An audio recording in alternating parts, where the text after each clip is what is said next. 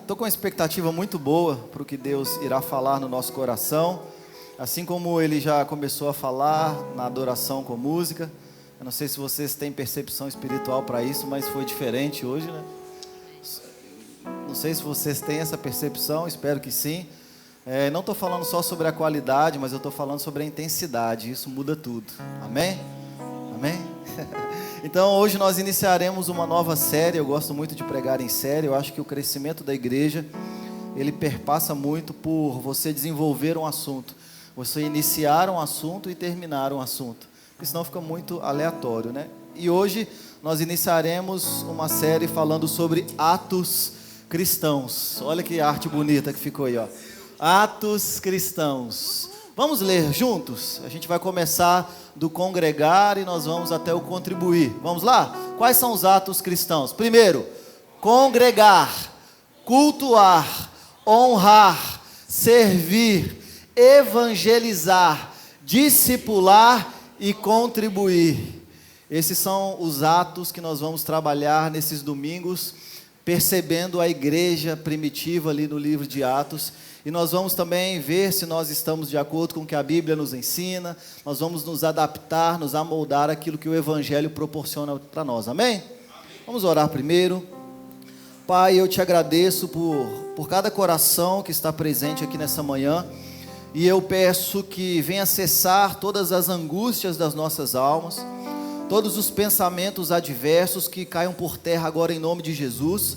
Que o diabo não tenha o poder de roubar a semente do nosso coração, mas que ela possa cair num solo fértil e venha multiplicar a 30, a 60 e a 100 por um em nome de Jesus, porque nós sabemos que o poder não está na terra, nós sabemos que o poder não está no pregador, mas o poder está na semente, o poder está na tua palavra que é viva e eficaz, e por isso nós nos submetemos à autoridade, ao senhorio da tua palavra. Nós levamos a nossa mente agora cativa à obediência a Cristo. Nós não queremos estar aqui apenas de corpo, mas nós queremos estar aqui de corpo, alma e espírito. Um ser integral, íntegro, entregando as primeiras horas do nosso dia, da nossa semana, a Ti como um aroma suave, uma oferta ao Senhor. Por isso nós Te agradecemos pelo privilégio que nós temos de escutar a Tua palavra neste lugar, em nome de Jesus, amém. Hoje nós vamos começar falando sobre o primeiro ato, que é congregar. Então hoje nós vamos iniciar sobre o congregar.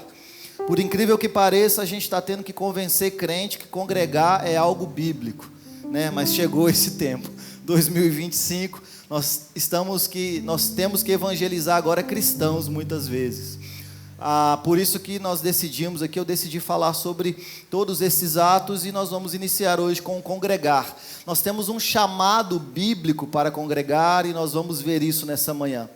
A definição de congregar, o verbo vem do latim, significa reunir-se em grupo, ajuntar-se.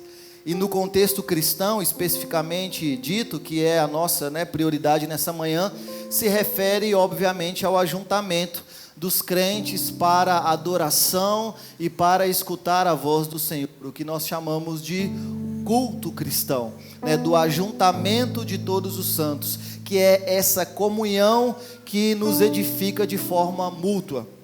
Então é preciso saber até o que é comunhão. Existem algumas pessoas que têm dúvidas sobre o que é comunhão, vamos falar também rapidamente nessa manhã, mas o que a Bíblia ela nos chama é para congregar-nos. E congregar não é apenas estar num local, em corpo, como eu disse, né? Nós oramos para que vocês não estejam nessa manhã aqui apenas em corpo presente, mas eu me lembro daquele filme antigo, o Clique, quando ele só estava em corpo, mas na verdade, o entendimento dele já estava em outra dimensão. Tem gente que se assenta nos cultos, só está de corpo presente, a mente já está em outra dimensão e ele pensa que ele cultuou a Deus da forma correta. Ele pensa que ele está congregando da forma correta, mas biblicamente ele não está.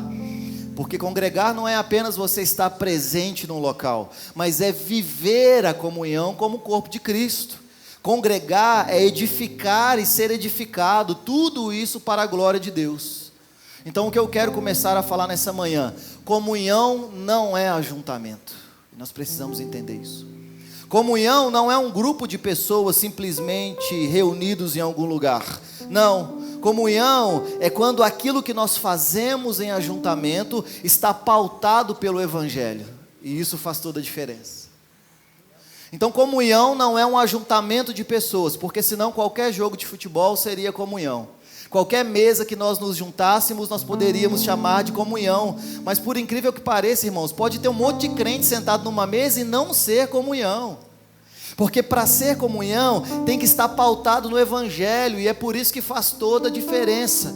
E quando nós pautamos as nossas mesas no Evangelho, aquilo que nós falamos estará pautado no Evangelho, aquilo que nós fazemos estará pautado no Evangelho, aquilo que nós comemos estará pautado no Evangelho, aquilo que nós bebemos estará pautado no Evangelho. E é por isso que a comunhão, ela é essa troca de virtudes pelo poder do Espírito Santo de Deus. Não é simplesmente sentar e comer, sentar e conversar, mas é fazer tudo segundo o que está pautado no Evangelho, tudo para a glória de Deus. É por isso que frequentar não é congregar. Em 2025 nós temos, não só aqui, eu tenho conversado com alguns pastores pelo Brasil, e nós temos um novo fenômeno, principalmente pós-pandemia, aqui no Brasil, onde, por exemplo, a maioria das igrejas não conseguem mais ter pessoas escutando uma pregação de 1 hora. Agora você precisa pregar em 30 minutos, né? Em ser aquele fast food, tem que ser rápido, porque senão a pessoa já começa a se incomodar e mexer no telefone, e pensar no que vai almoçar e o que vai fazer. Porém, essa mesma pessoa, ela mexe no celular por 8 horas durante o dia, e está tudo bem. É um fenômeno pós-pandemia onde tem muito a ver com o espiritual também. Porque o frequentar não é congregar. Nós podemos estar frequentando o lugar sem estar congregando naquele lugar. Nós podemos ser participantes de uma igreja sem viver a comunhão do corpo. E a comunhão é para edificarmos e sermos edificados. A comunhão é para que haja compartilhamento das virtudes pelo poder do Espírito Santo de Deus. E essa é a realidade central do Espírito Santo na vida de uma igreja. O Jefferson falou sobre uma igreja empoderada pelo Espírito. Uma das maiores marcas de uma igreja empoderada pelo Espírito é a comunhão. Então não é o ajuntamento. Você pode fazer um show do Luan Santana aí na praia que vai dar muita gente. Apesar da música não ser lá grande coisa. Vai dar muita gente. Porque ajuntamento de pessoas é fácil. Crescimento de igreja é fácil, tem livros com metodologias de crescimento de igreja. A questão não é essa, porque frequentar não é congregar. Então nós precisamos saber o que é congregar. Vamos ler o texto de Hebreus, capítulo 10. Capítulo 10, versículos, nós vamos ler do 19 ao 25.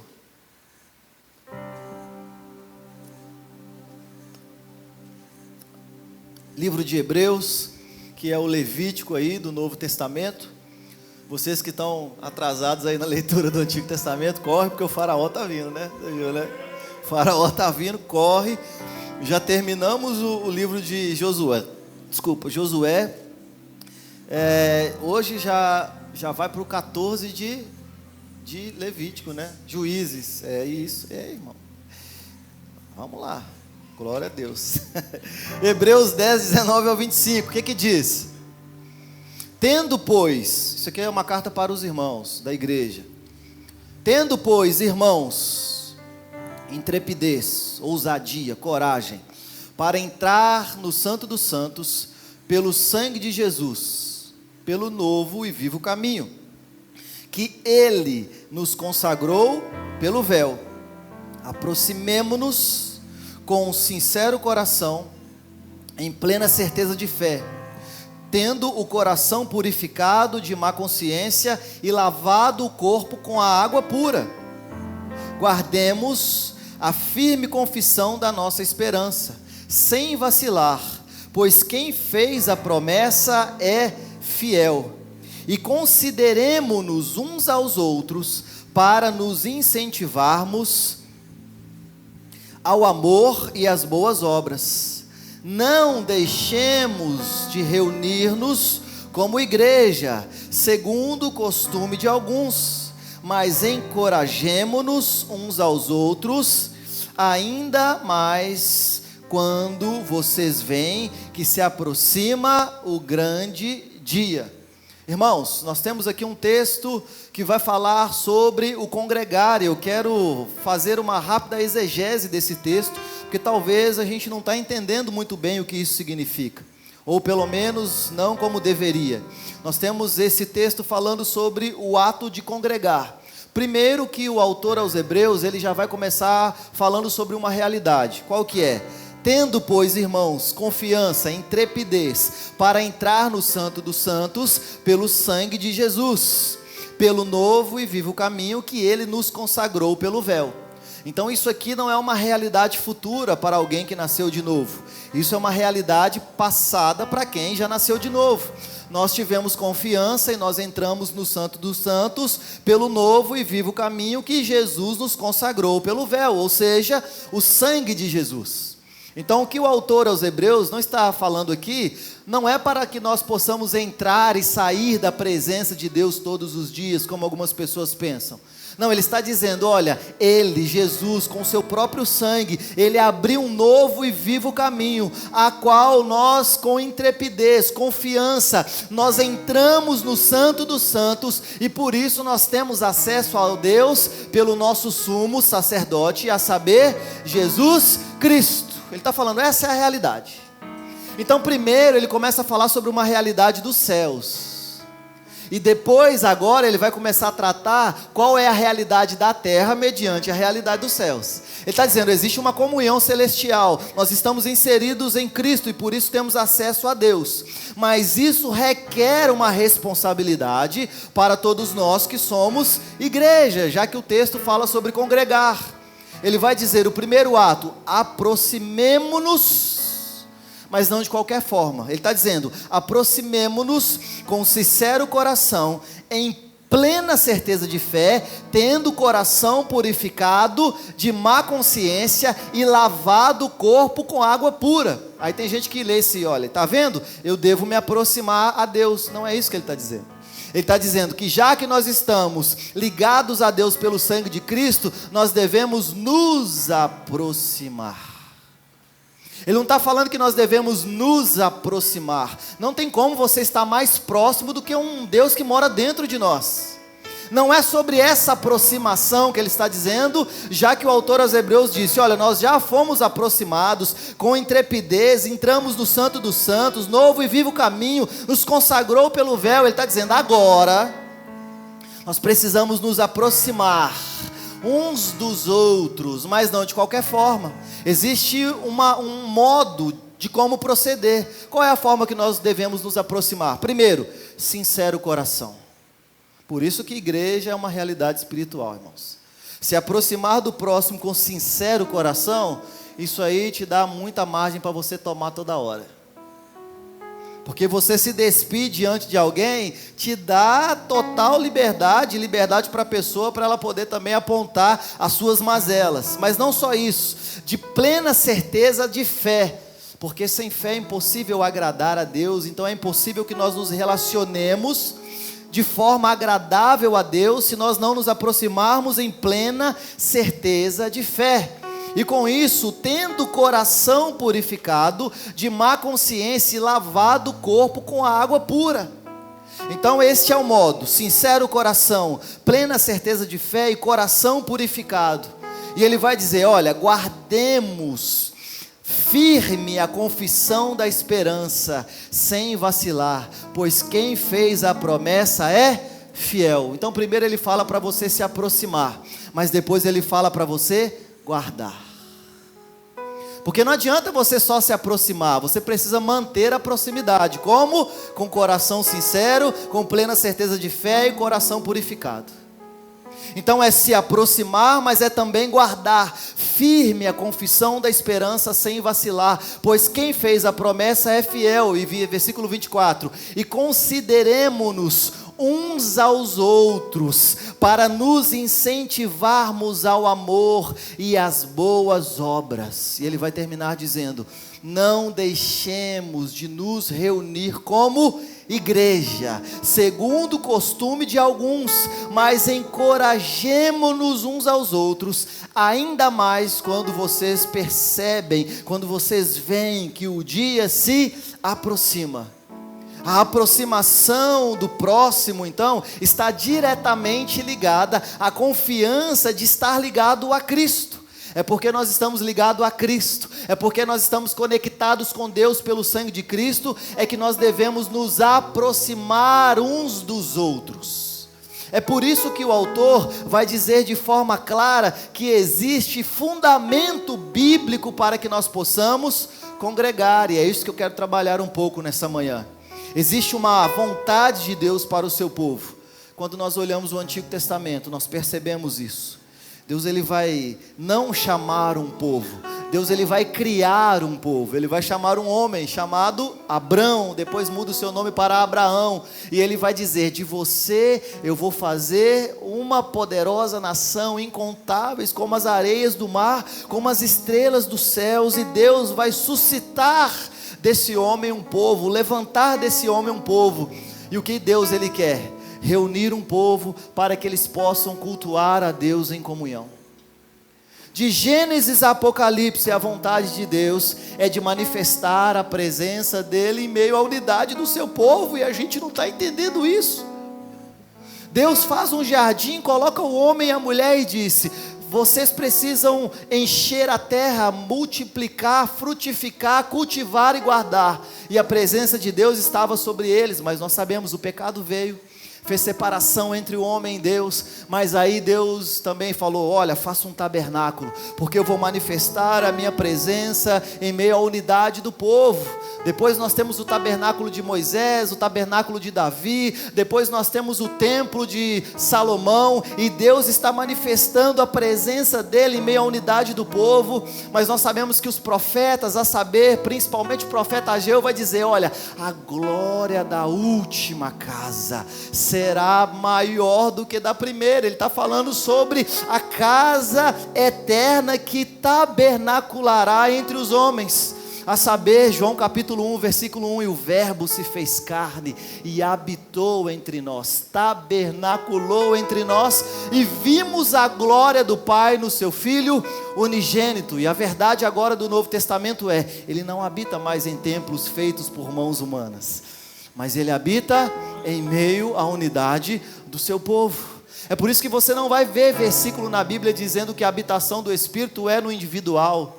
Todas as vezes que fala sobre a habitação do Espírito, fala sobre coletividade. Ele habita em nós, ele mora em nós, ele está no meio de nós, porque ele habita em meio aos louvores, à comunidade do seu povo.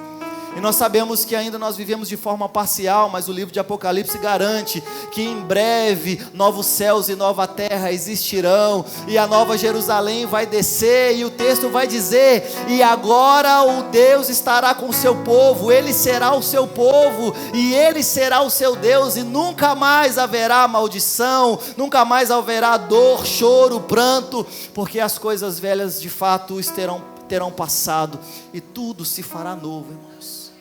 A vontade de Deus de Gênesis a Apocalipse sempre foi: eu quero manifestar a minha presença em meio à unidade do meu povo. Nós acabamos de passar alguns dias por Êxodo, e nós vimos que Deus ele formou Israel e chamou: vocês são um povo santo. Creio eu que vocês sabem que a palavra santo significa separado. Ele separou, ele criou um povo para si. O salmista vai dizer no Salmo 122, versículo 1: alegrei-me quando me disseram, vamos à casa do Senhor. Tudo bem, isso aqui está falando do Antigo Testamento, era a realidade passada, mas o salmista está falando sobre a alegria que o povo tinha de se reunir para poder louvar o nome do Senhor. Vamos à casa do Senhor. Asaf vai dizer, o Salmos vai dizer que Asaf, ele está olhando para a forma como os ímpios vivem, e eles estão prosperando, e Asaf vai ficar questionando a Deus, falando: nossa, mas os ímpios estão prosperando, eles estão crescendo, e olha para mim. Mas o texto também diz que até que ele entra nos átrios do Senhor, quando ele entra na presença do Senhor, nada mais faz sentido para ele, Nada disso mais se torna prioridade, porque a alegria, ela é completa de dizer: alegrei-me quando me disseram, vamos à casa do Senhor. E essas ênfases que estão espalhadas pelo Antigo Testamento, obviamente elas também são manifestadas no Novo Testamento. Essa ênfase, ela recai agora só que sobre a igreja que é o corpo de Cristo.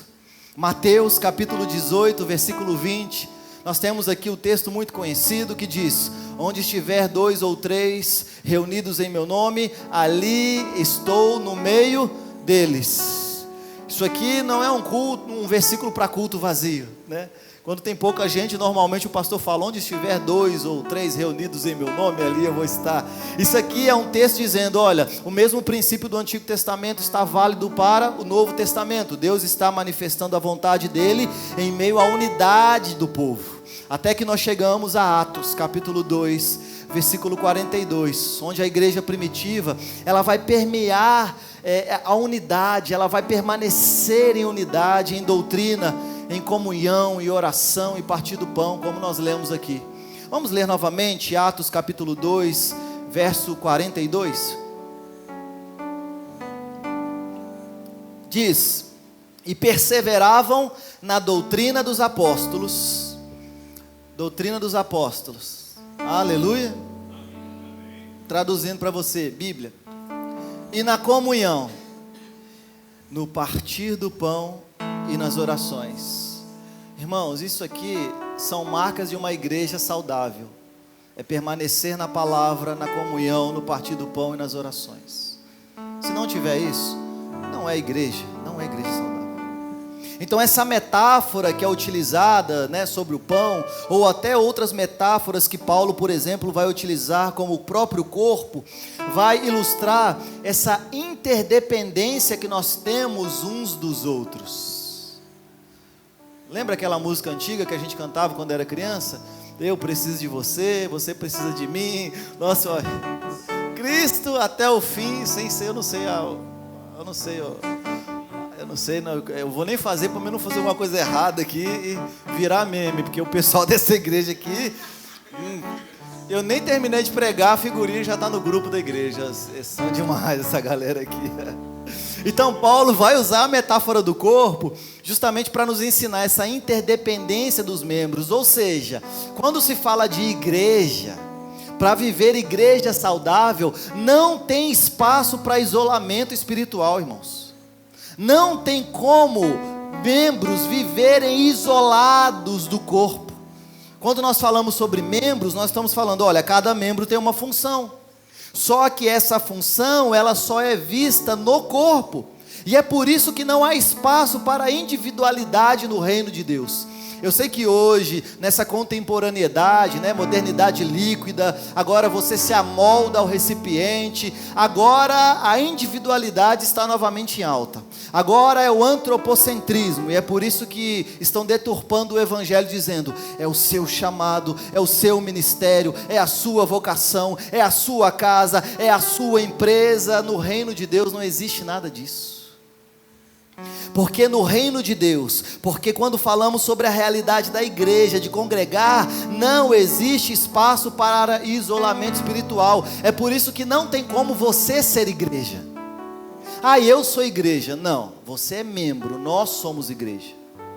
Eu fui igreja durante 5 anos sem congregar. Não. Você pode não ter se desviado, você pode ter ficado na sua casa, nem porque você perdeu a fé, mas para poder você manter a fé, porque você estava num lugar ruim, mas você não foi igreja, porque a realidade de ser igreja, ela só existe no ajuntamento do povo, já que a vontade de Deus é de reunir um povo para a glória dele, para que eles possam adorá-lo. Nós acabamos de passar pelos textos que falavam que Deus queria libertar o povo do Egito. Qual que era a sentença? Por que Deus queria libertar o povo do Egito? Para que eles pudessem ir ao deserto adorar, irmão. Você está no deserto? está faltando alguma coisa. Porque do Egito ele já te libertou. Agora ele está querendo tirar o Egito de dentro de você. Mas é por isso que ele vai dizer: vocês precisam em coletividade me adorar. É uma metáfora falando, existe uma interdependência entre os membros. E Deus, ele manifesta a vontade dele em meio à coletividade do seu povo. E é por isso que congregar, irmãos, é essencial, não é opcional. Se você nasceu de novo, se você é uma nova criatura, se você de fato tem um coração sincero, íntegro, entende o que a palavra diz, não é opcional. É por isso que congregar é uma ordenança. A adoração, ela pode ser individual ou coletiva, como os salmistas vão nos ensinar. A igreja reunida, ela glorifica a Deus de uma forma única, como Paulo vai nos falar lá em Efésios. Mas quando nós falamos sobre congregar, não tem como congregar na individualidade. Por que nós precisamos congregar? Qual é a ideia de Deus quando Ele nos diz: precisamos congregar? Primeiro, para que nós possamos adorar a Deus em comunidade. O texto vai dizer que nós devemos adorar a Deus porque Deus habita em meio aos louvores, não é isso? Deus não mora em música, Ele mora na coletividade da adoração. É por isso que nós oramos aqui em coletividade também nas quintas-feiras. É por isso que nós oramos aqui na coletividade também no domingo, porque existe um poder na coletividade da oração de uma igreja. O livro de Atos vai dizer que quando a igreja se reunia e orava, que Deus se movia em favor deles, porque eles pediam o que era segundo a vontade de Deus. Nós já tivemos aqui uma série só ensinando sobre como devemos orar a vontade de Deus, e Ele vai corresponder com aquilo que nós oramos. Então, por que nós nos reunimos? Porque Deus quer que o seu povo se reúna para o adorar. Por que Deus, Ele quer que nós nos reunimos também? Para o crescimento e edificação mútua. Irmãos, a comunhão nos fortalece. Olha o que Provérbios capítulo 27, versículo 17 vai dizer: assim como o ferro afia o outro ferro, o homem afia o seu companheiro.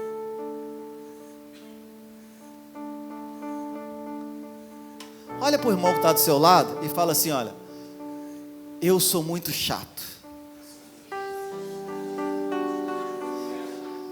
Bem-vindos à igreja dos chatos, a começar pelo pastor de vocês, que sou o mais chato de todos.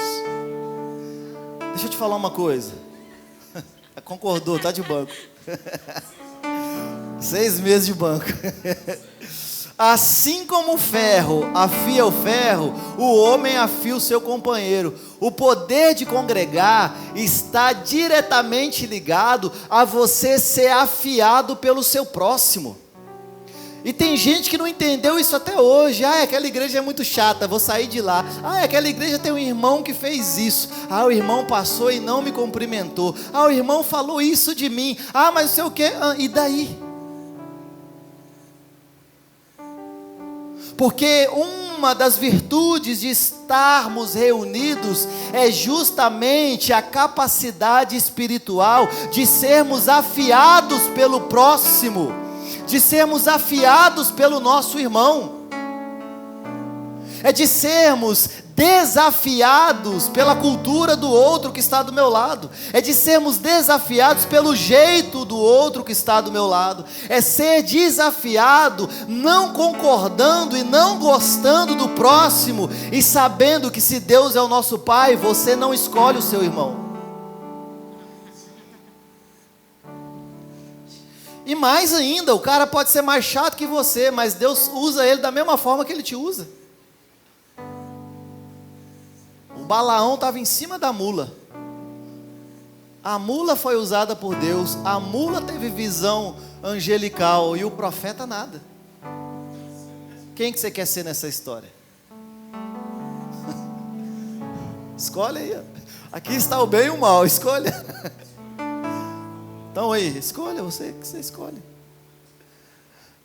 Efésios capítulo 4 vai dizer que a igreja ela é edificada quando cada um exerce o seu dom. Eu não vou ler todo o texto aqui, mas Efésios capítulo 4, 11 a 16. Paulo vai usar essa metanarrativa dizendo, olha, nós somos um corpo, irmãos. E os membros, existem interdependência entre os membros para que possa ser gerado vida no corpo. Então eu não posso querer gerar vida no corpo se eu não estiver participando do corpo. Eu não posso querer que a vida do corpo recaia sobre mim se eu não estou participando do corpo. A igreja, e quando eu falo igreja, entendam, pessoas, ela é edificada quando cada um exerce o seu dom. O pensamento babilônico é, todos têm que ser iguais. Todos têm que fazer a mesma coisa, todos têm que falar da mesma forma, todos têm que ser nesse padrão. É um monte de tijolo, todo mundo igual. E vem a Bíblia com o Evangelho e diz, não, nós somos pedras, e pedra cada um tem o seu formato. A questão é que nós vamos ter que ser esmerilados para que cada um encaixe no seu devido lugar, na construção espiritual que se tornará uma casa para Deus. É por isso que o texto vai dizer no livro de Apocalipse e em outros lugares que Deus ele manifesta a vontade dele na multiforme sabedoria, ou seja, na multiplicidade de dons, de pessoas, cada um com a sua personalidade, cada um com o seu jeito, com as suas coisas boas, com as suas coisas ruins. Deus escolhe um povo e diz, vocês reunidos vão congregar para me adorar, porque não é sobre quem nós somos hoje, é sobre quem nós nos tornaremos, pelo poder do Espírito Santo de Deus.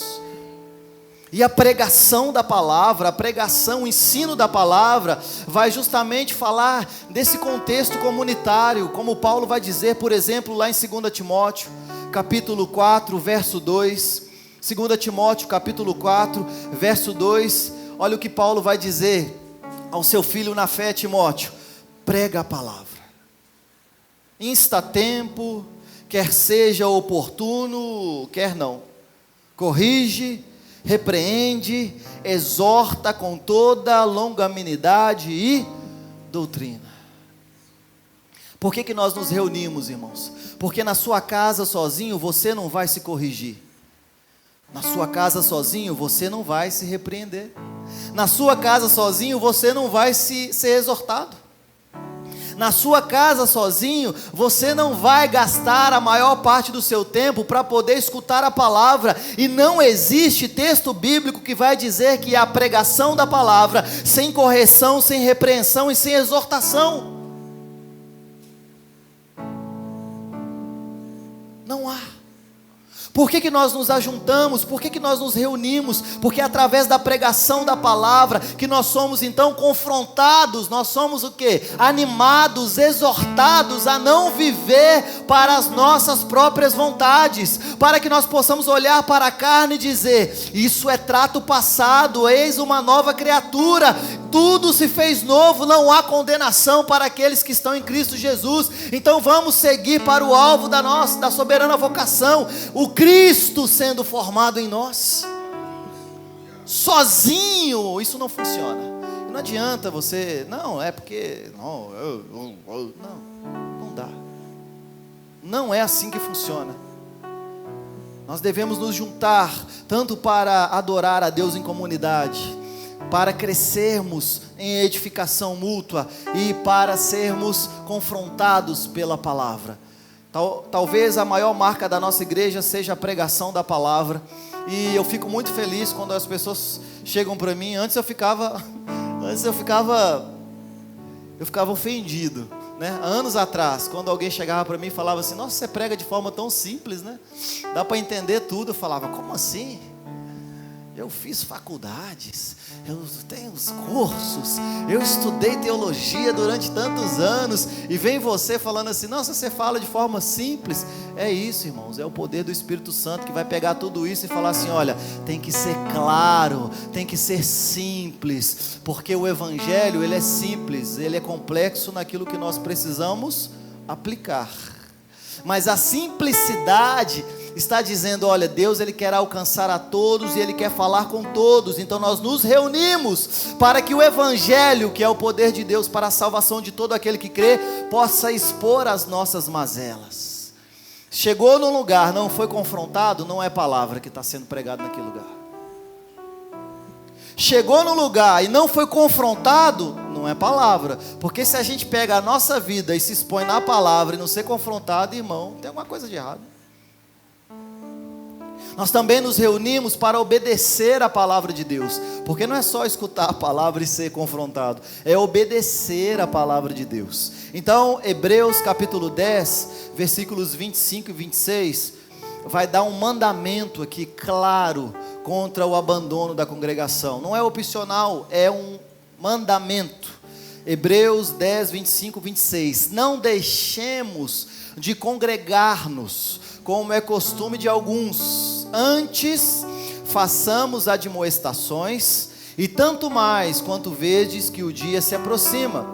Porque se vivermos deliberadamente em pecado, depois de termos recebido o pleno conhecimento da verdade, já não resta sacrifício pelos nossos pecados.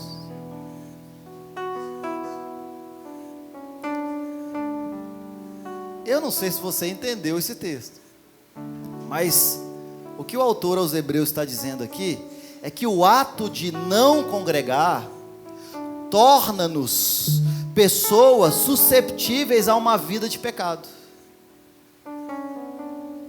Ele está dizendo que o ato de não congregar vai tornar você susceptível a viver uma vida de pecado.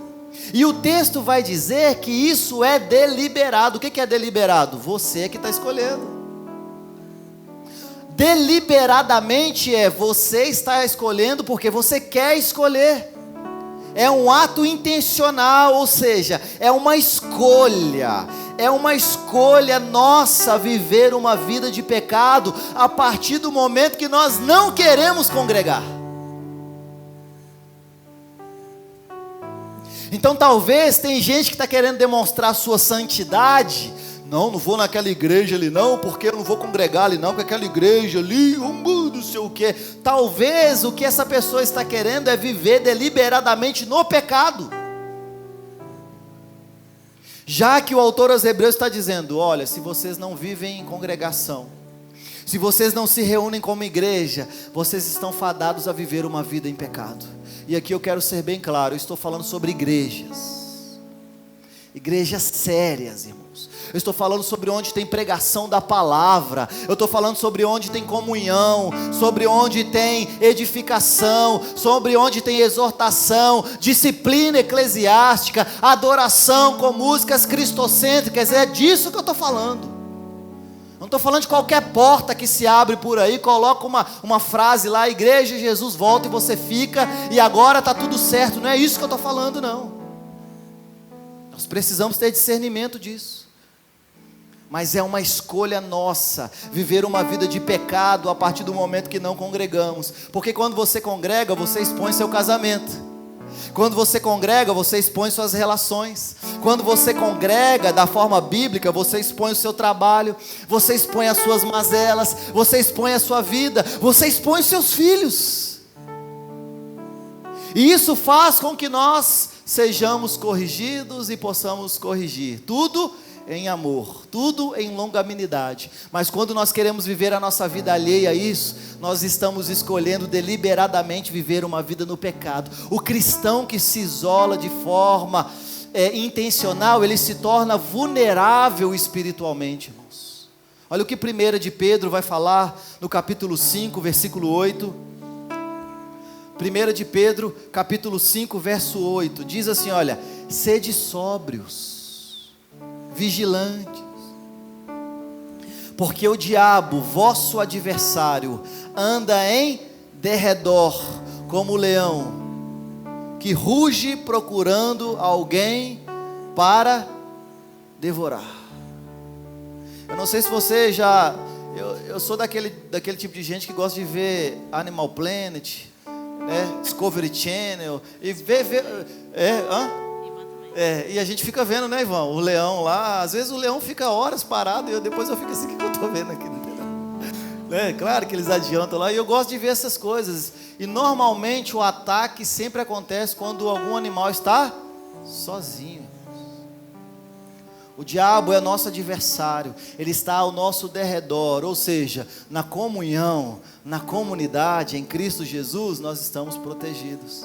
Mas ele está ao nosso derredor, lutando, ele está ao nosso derredor, como um leão rugindo, buscando alguém que possa devorar. O cristão, quando ele se isola, ele se torna intencionalmente vulnerável espiritualmente. Ou você conhece alguém aqui que deixou de congregar e viveu a mesma vida quando ele estava congregando?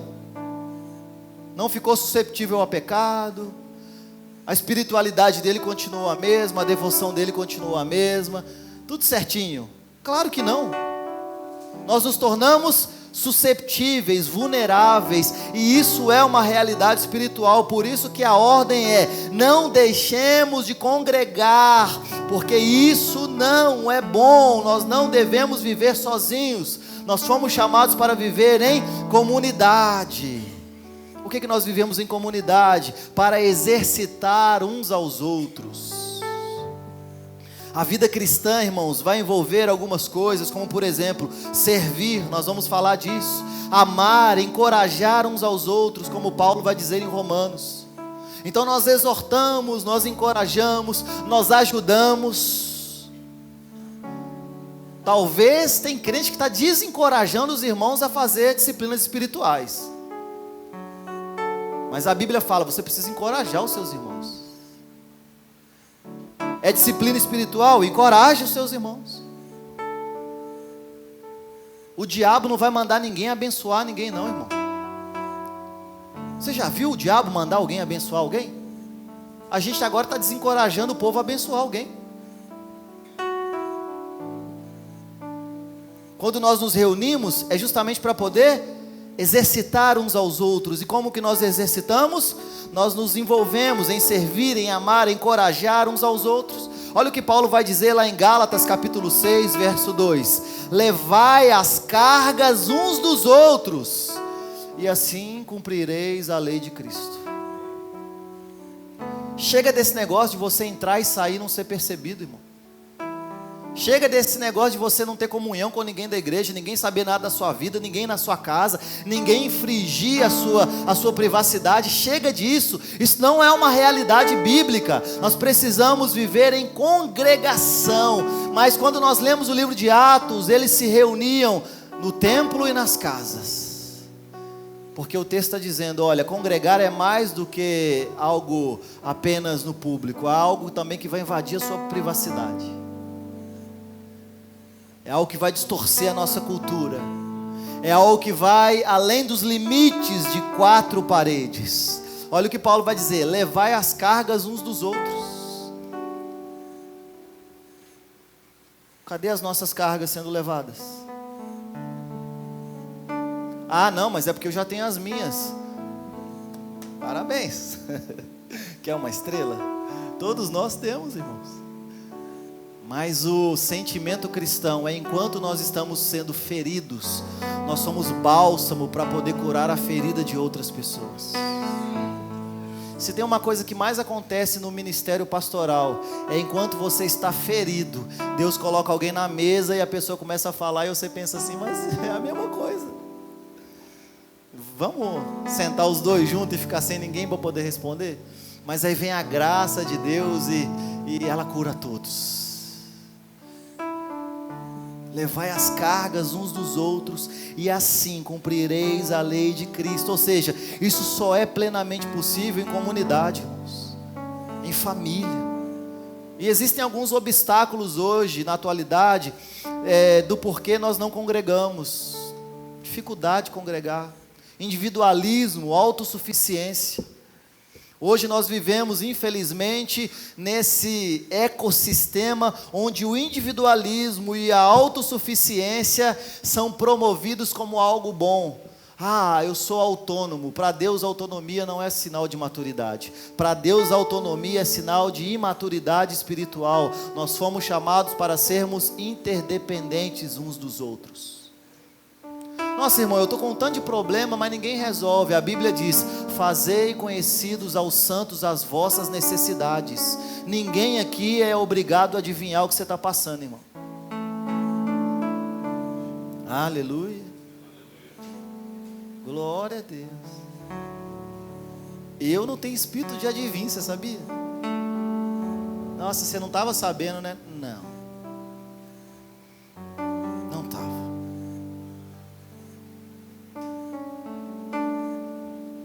A cultura moderna está valorizando agora o eu acima do nós. É o meu. Agora o cristianismo bíblico é justamente o contrário, é comunitário, irmãos. Então, nós precisamos lutar contra esse individualismo, essa autossuficiência.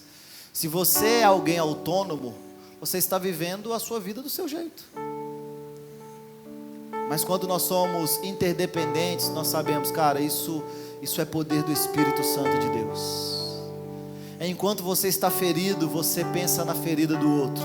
E você deixa a sua ferida para poder servir a ferida do outro. Isso é cristão. Só que a gente está tendo que convencer a gente a lavar banheiro de igreja hoje, como se isso fosse muita coisa.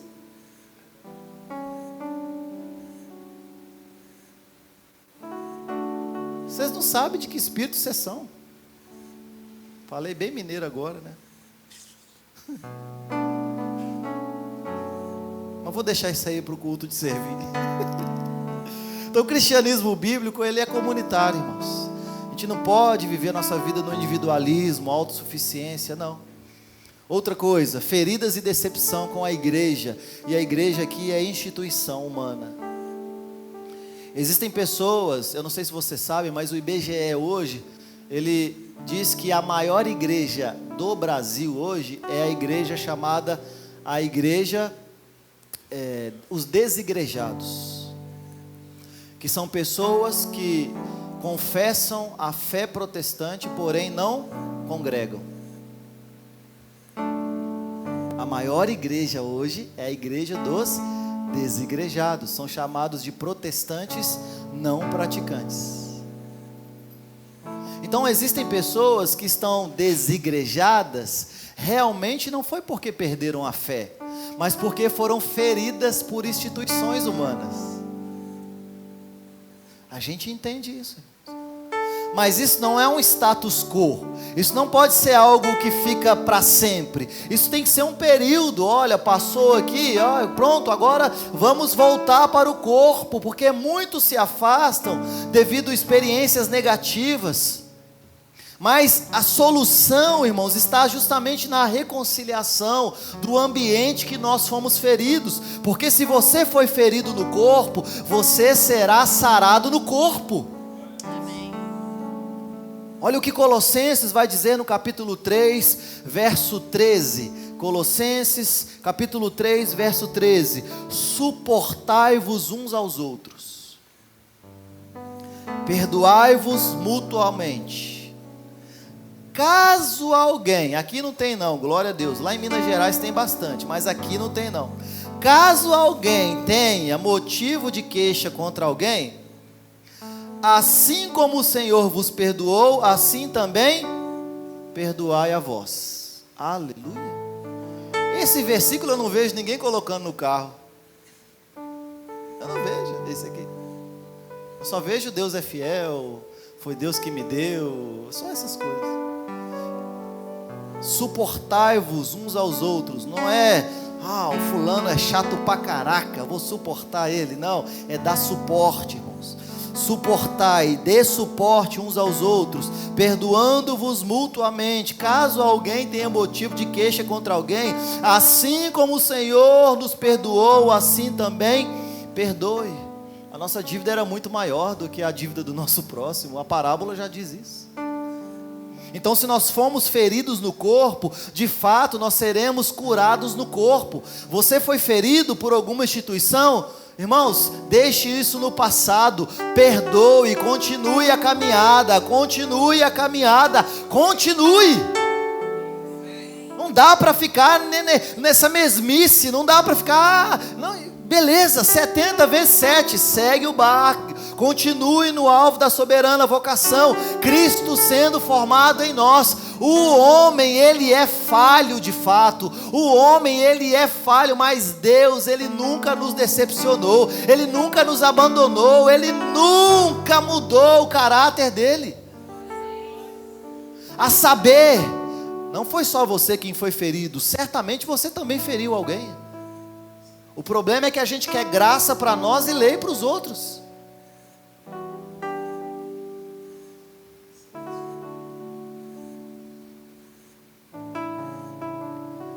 Eu sei que feridas acontecem, irmãos, eu sei disso.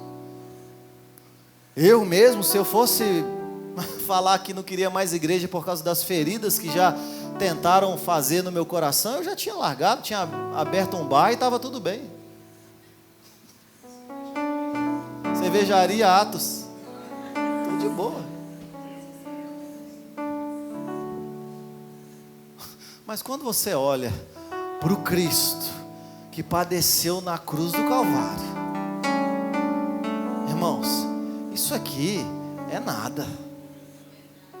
Isso é nada. Quando você vê que Cristo recebeu a ira de Deus que deveria recair sobre nós na cruz do Calvário, isso se torna leve e momentâneo, muito rápido. Quando nós olhamos para a perspectiva do Deus que está derramando toda a sua ira sobre o Cristo crucificado, nós olhamos e falamos, como nós ditamos aqui no princípio do culto, a profundidade das riquezas, do conhecimento e da sabedoria de Deus. Porque dele, por ele e para ele são todas as coisas. Se fomos feridos no corpo, irmãos, Deus, ele quer nos sarar no corpo. Isso é uma realidade. Então talvez a desvalorização do culto coletivo, ela tenha acontecido, principalmente pós-pandemia. Falei sobre esses eventos. Nós precisamos abrir os nossos olhos. Estão querendo desvalorizar culto coletivo, substituindo o culto presencial por práticas individuais. Eu sou a igreja, você não é igreja, você é membro, nós somos a igreja. Já tem gente hoje que pensa que congrega em algum lugar porque assiste culto online. Deixa eu te falar uma coisa, não existe igreja online. Não existe congregar online. Você pode ver a pregação de quem você quiser, você pode entrar no Instagram lá de quem você quiser, alugar curso de quem você quiser, mas para ser igreja é necessário congregar, e congregar é vida na vida, é ferro no ferro, é pedra na pedra, irmãos, é irmãos com irmãos. Fora isso aqui, você não é igreja. Não está participando do mandamento de não deixe de congregar, e por isso estamos deixando de desfrutar das realidades espirituais do que é ser igreja. Culto online não é igreja. Claro, teve a época da pandemia, e na época da pandemia nós tivemos que fazer culto online. Várias igrejas fizeram culto online. Mas daí agora você abrir uma igreja no metaverso e falar que está congregando, aí está de palhaçada comigo. Embora a tecnologia ela seja útil, ela não substitui o ajuntamento físico. Você que é aqui da Atos, você não deve usar o nosso Spotify porque você quer faltar do culto, não. Se for para isso, eu vou tirar o Spotify. Spotify é para você escutar a pregação aqui no culto e ruminar ela durante a semana. Spotify é para você enviar para alguém que não é da nossa comunidade, para você abençoar a vida de outras pessoas. Ah, Pedro, não, mas aconteceu uma vez ou outra, beleza, mas daí ficar faltando o culto e ficar, cadê o Spotify? Não vai ter Spotify, porque amanhã para mim vai fazer 2 dias se não tiver Spotify. Porque tudo bem, nós somos edificados escutando a pregação em casa, irmãos, glória a Deus, mas o que nós estamos falando aqui é sobre o poder do ajuntamento. É sobre você olhar no olho do seu irmão. É sobre você perceber assim, hoje você não está legal não, o que aconteceu? É sobre o irmão passar por você e você perceber, cara, tem alguma coisa aí de errado que não está certo. É sobre você sair daqui e ir almoçar com ele num lugar que você nem gosta, mas só porque você quer a companhia dele.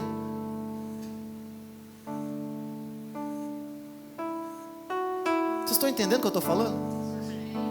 É sobre esse ajuntamento que a Bíblia está falando. Não existe como congregar online, não existe como ser desafiado de forma online, não tem como viver a realidade da igreja de forma virtual. Oh, irmãos, quando nós colocamos, e nós estamos colocando tantas coisas acima do congregar. Eu sou de uma época que eu fui criado com a minha avó só faltava de culto se ela tivesse morta, e ela não morreu até hoje, então ela não faltava. Mas hoje, nessa pós-modernidade, eu coloco qualquer coisa no lugar do congregar. Por quê? Porque não é prioridade para mim, porque eu não tenho revelação do que de fato é o congregar, qual é a realidade espiritual do congregar. Então, se eu estou cansado, eu coloco o meu descanso no lugar do congregar. Nossa, eu tenho tarefas para fazer, eu coloco no lugar do congregar. Na verdade, hoje se coloca qualquer coisa no lugar do congregar. Me perdoe, mas capixaba vê uma pequena nuvem do tamanho da mão de um homem, ele já profetiza que vai chover, irmão, e não sai de casa.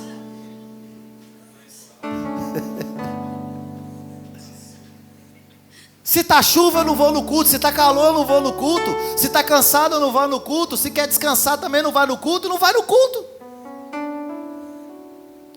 E depois bate no peito e fala assim, eu sou membro. Qualquer coisinha hoje é motivo, irmãos. Antigamente, se a visita chegasse na nossa casa,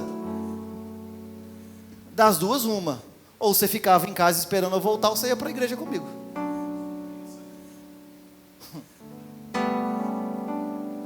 Agora, eu quero ver você ir na casa de alguém que está assistindo o jogo de futebol e falar com ele assim, sai do jogo aí, vamos fazer alguma coisa.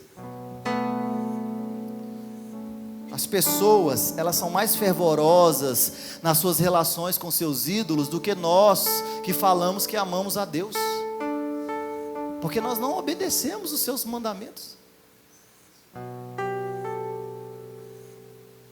E eu vou abrir o meu coração aqui. Às vezes eu recebo umas mensagens assim, eu não vou hoje não porque eu estou cansado. Eu não sei nem o que eu respondo, porque às vezes eu também estou muito cansado e eu nem queria vir.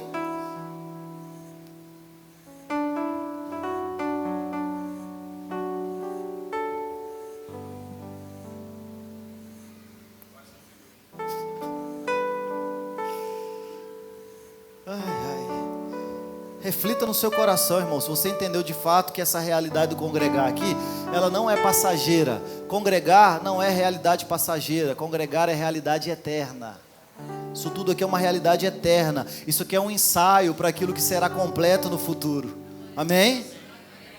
Então existe uma aplicação prática de como vivemos em congregação. Então eu vou sim incentivar vocês, priorize o culto e a comunhão, irmãos. Nós estamos falando de 2 encontros na semana.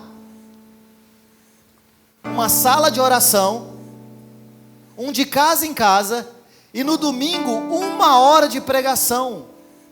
Se a pessoa vir 2 domingos no mês, a gente está falando que ela congrega na igreja 6 meses no ano.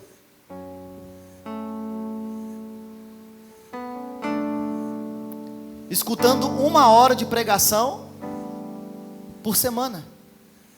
Não, mas eu escuto várias outras pregações, mas eu leio vários outros livros. Então você não está sendo pastoreado por mim, você está sendo pastoreado pela internet. Então quando você tiver problema, procura quem você está escutando, por favor.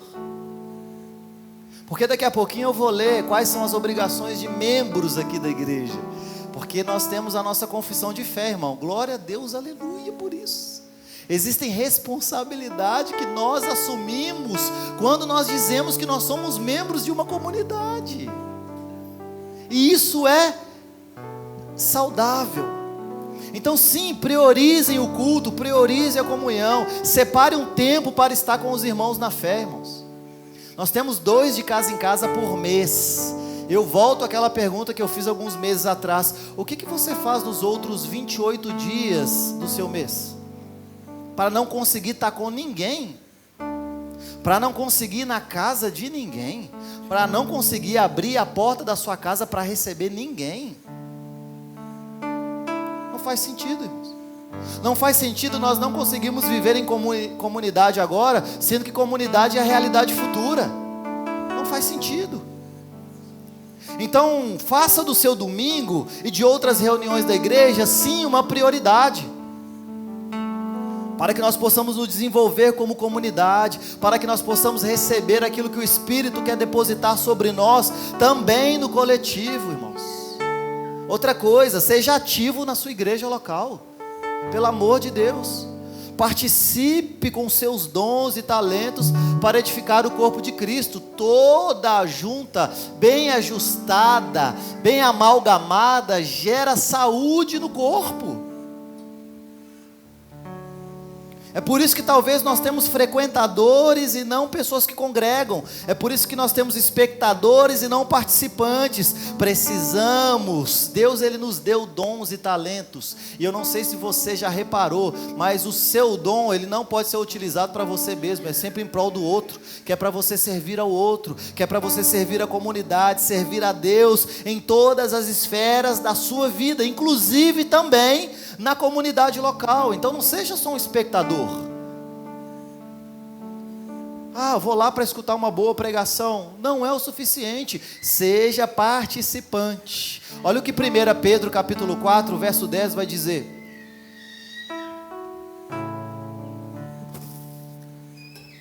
Estou partindo para o final. 1 Pedro capítulo 4 verso 10.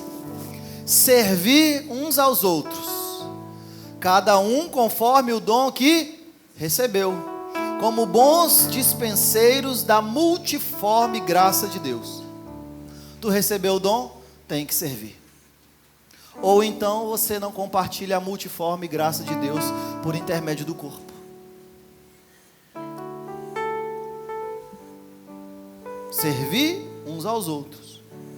Mas eu sirvo lá na minha casa. Mas eu sirvo no meu trabalho. Mas eu sirvo a minha comunidade. Parabéns, agora falta servir a comunidade local.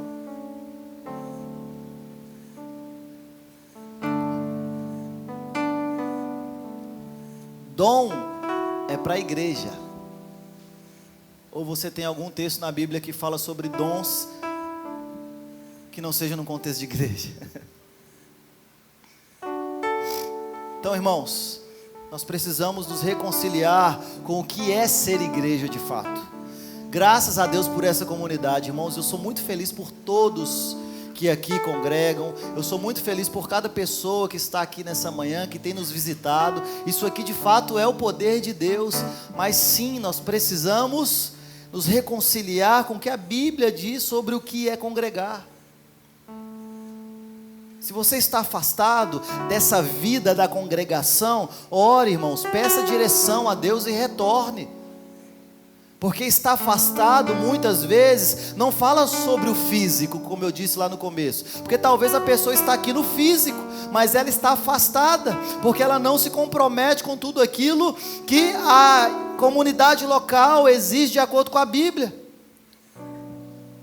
Mas eu estou falando de um comprometimento com a congregação local. Eu vou colocar aqui algumas coisas. Todos que são membros da Atos receberam a confissão de fé. Nós tivemos aqui uma reunião para poder expor a nossa confissão de fé.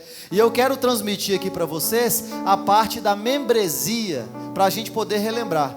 Vamos ler aqui? Primeiro, membresia.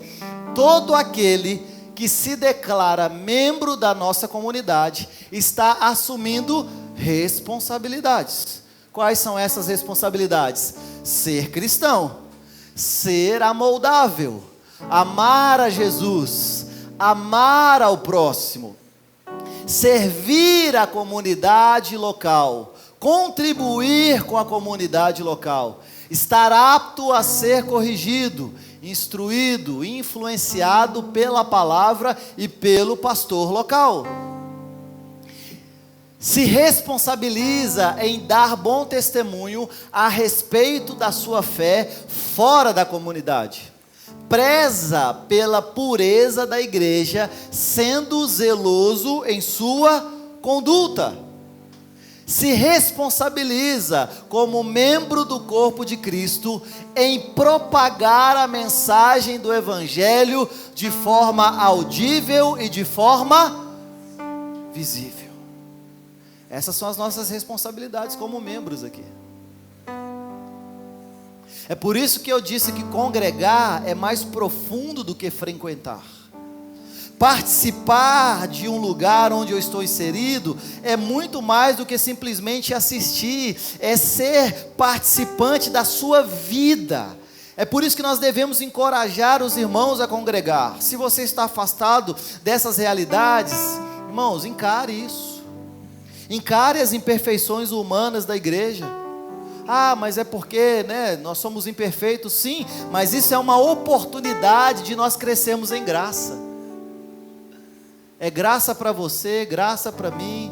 Assim como Deus me perdoou, Ele te perdoa, e nós nos perdoamos mutuamente, porque é graça sobre graça, graça sobre graça. Não é de se comprometer com uma comunidade local, irmãos, não é bíblico.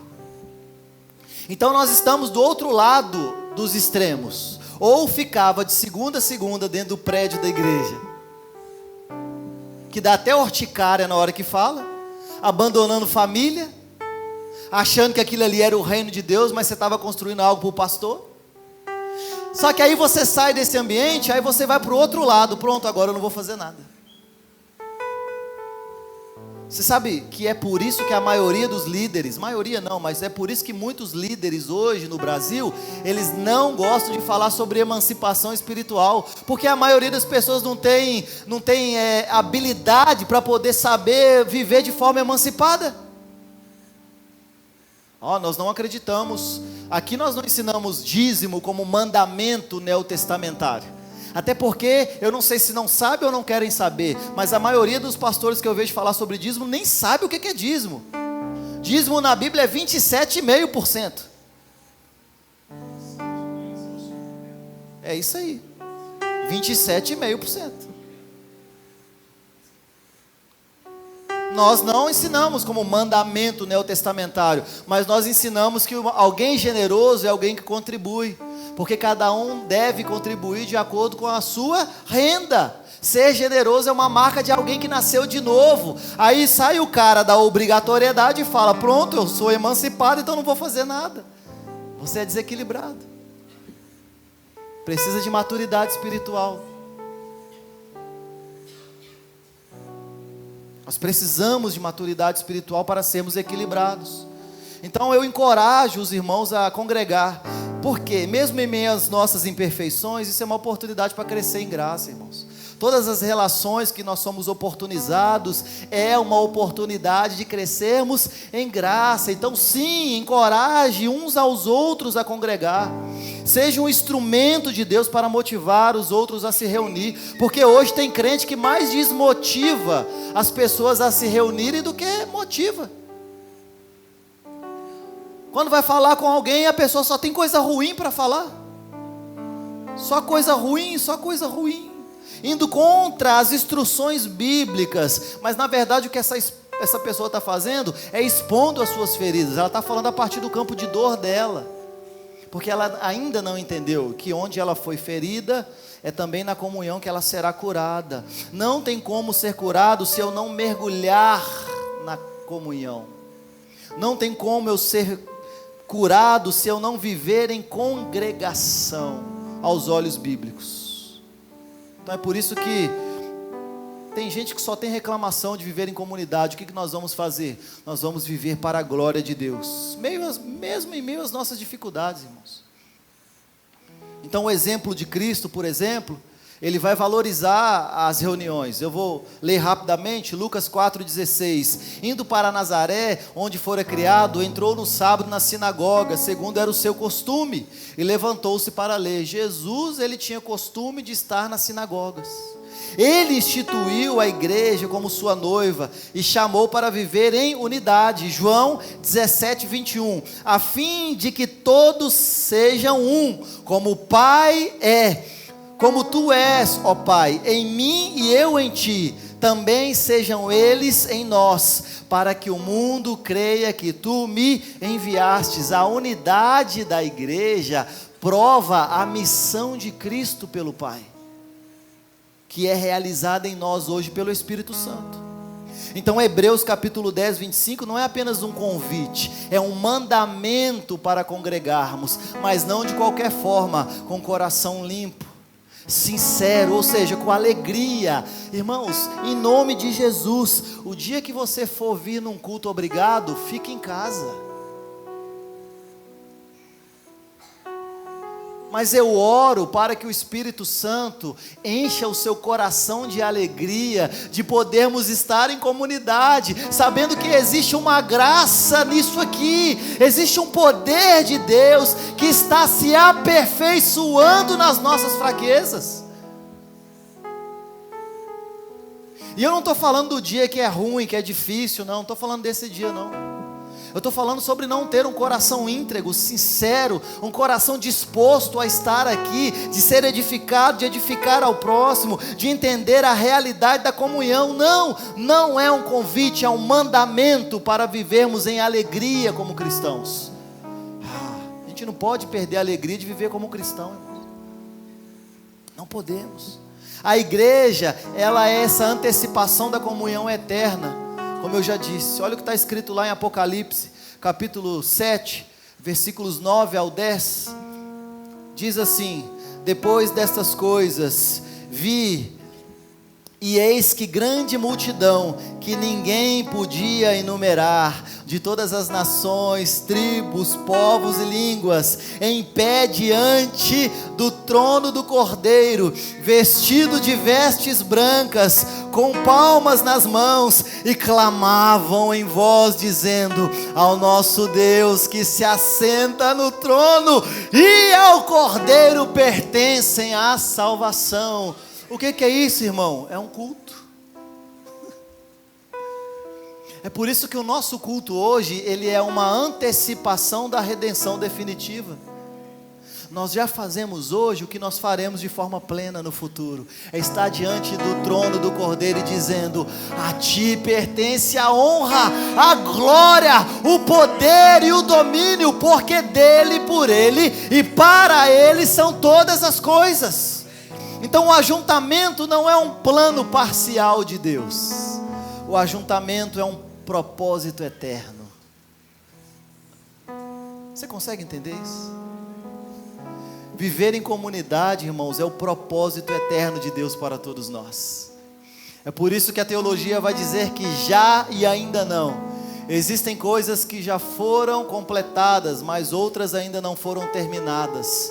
Nós já iniciamos o processo da comunhão, mas ainda existe algo a ser completado em todos nós. Quando nós vencermos de uma vez por todas a morte e o pecado, nosso corpo for glorificado, e nós vermos a face do nosso Deus, e estarmos diante do seu trono, lançando sobre ele as nossas coroas, e dizendo: digno é o Cordeiro de receber a nossa honra, a nossa glória, a nossa adoração, a nossa devoção, porque não há outro. Os 24 anciãos e os seres viventes clamam o tempo todo dizendo: santo, santo, santo, santo. E o cara passa 30 segundos na igreja falando assim: nossa, que saco ficar falando santo, você está na religião errada. Porque aqui a gente vai dizer: santo, santo, santo é o Senhor, e toda a terra se encherá do conhecimento da glória de Deus. Todo joelho se dobrará, toda língua confessará que Cristo é o Senhor. Eu não sei você, mas eu vou estar diante do trono do Cordeiro dizendo: santo, Ele é santo. Vamos ficar de pé nessa manhã? Em nome de Jesus. Ele é santo.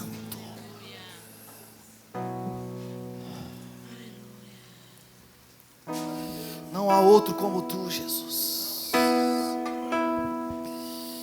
Ensina-nos a obedecer os teus mandamentos. Ensina-nos a nos debruçar sobre a sua lei. Desperta em todos nós aqui nessa manhã um temor pela tua palavra, um zelo pela tua palavra, um temor pela tua presença, um zelo pela tua presença, um zelo por congregar, porque nós sabemos que é a tua vontade vivermos em comunhão, é a tua vontade vivermos em congregação. Ah, Pai, muitas vezes nós não sabemos explicar o porquê, e nós nem queremos explicar o porquê. O que nós queremos dizer é: ó profundidade das riquezas, do conhecimento e da sabedoria de Deus, porque dele, por ele e para ele são todas as coisas. Nós nos submetemos ao teu senhorio, à tua vontade, e nós levamos a nossa mente cativos à obediência. Nós queremos te obedecer. Por isso, coloque fogo no nosso coração, lágrimas nos nossos olhos, mas que nós possamos obedecer os seus mandamentos, em nome de Jesus.